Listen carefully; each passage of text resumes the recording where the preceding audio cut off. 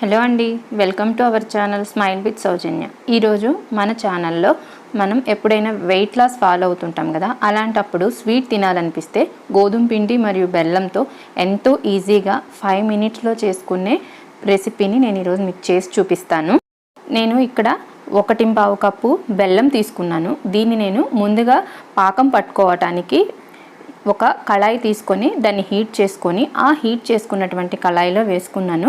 అయితే పాకం పట్టాలంటే ముందు మనము వాటర్ కావాలి కదా, సో 1 కప్పుకి 2 కప్పులు వాటర్ పోస్తున్నాను నేను. ఇక్కడ నేను బెల్లం కరిగితే చాలు, మీకేమీ పాకం రావాల్సిన అవసరం లేదు.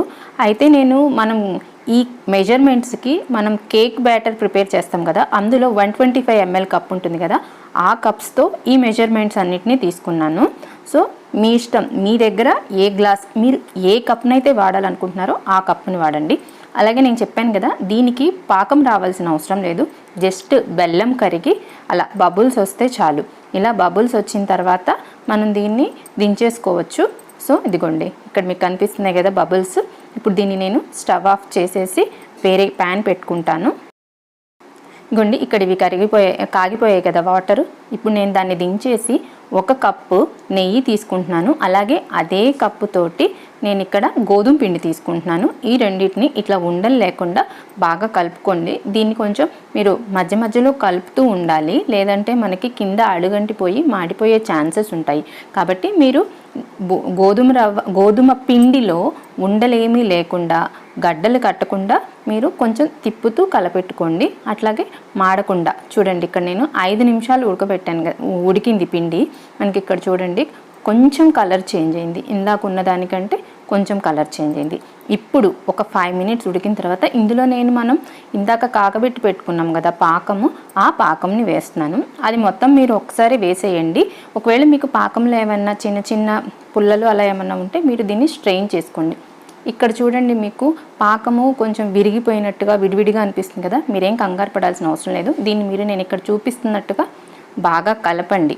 మీరు అలా కలిపినప్పుడు ఉండలు కానీ అవేమీ లేకుండా వస్తుంది. బట్ ఒక విషయం గుర్తుపెట్టుకోండి, దీన్ని బాగా కలపాలి. మీరు వదిలేస్తే మాత్రం మధ్యలో గడగట్టిపోతుంది అనమాట. సో ఇది చాలా తొందరగా థిక్ అయిపోతుంది. ఇలా కలుపుతూనే ఉండండి మీరు. అదిగో చూడండి, ఇక్కడ మీకు వెంటనే థిక్ అయిపోయింది. జస్ట్ 1 మినిట్లో మీకు పాకం అంతా అబ్జర్వ్ చేసేసి మీకు థిక్ అయిపోతుంది. కాబట్టి మీరు దీన్ని కంటిన్యూస్గా కలుపుతూనే ఉండండి.